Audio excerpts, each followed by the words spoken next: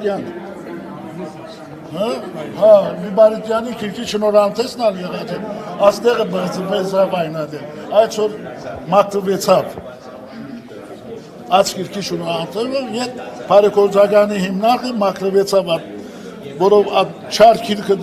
հոստեղ շնորհանդեսը ներնու համար։ Իսկ նմանատիպ գրքերի շնորհանդեսները, նմանատիպ գրքերի լույս տեսնելը ինչով է օգնելու հայ ժողովրդի պատմությանը։